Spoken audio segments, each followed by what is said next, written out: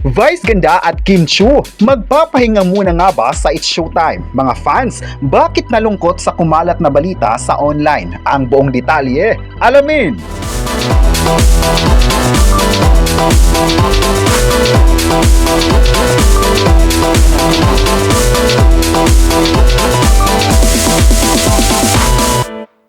Marami ang nalungkot ngayon sa social media matapos kumalat sa online ang post ng ilang memang netizen na magpapahinga muna ang Unkabago star at Chinita princess na si Kim Chiu.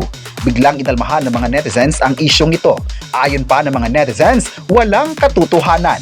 Marami nga ang nagabang sa It's Showtime nitong Miyerkules kung papasok nga ba pareho sina Kim at Vice o may mag-a-absent sa kanila. Sa simula pa lang ay pinick up agad ng netizens ang tili ni Kim na pawang banat daw siya ngayon.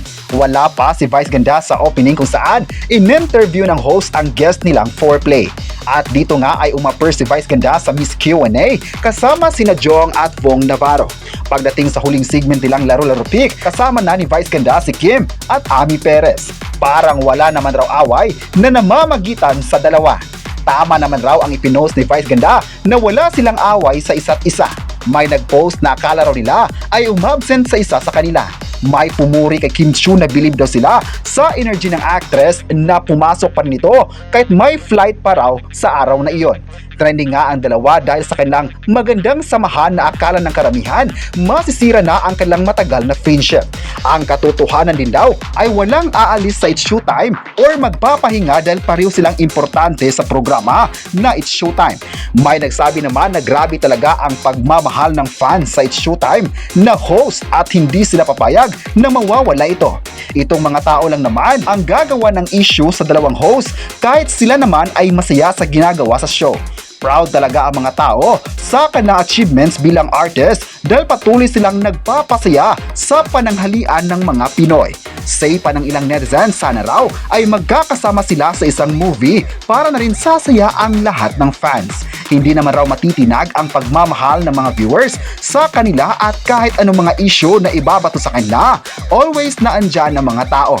May nagsabi naman na paborito nila ang dalawang artist ng ABS-CBN at halata naman na nagustuhan din ito ng network. Patuloy pa rin silang nabibigyan ng opportunities at deserve nilang patuloy na mamahalin.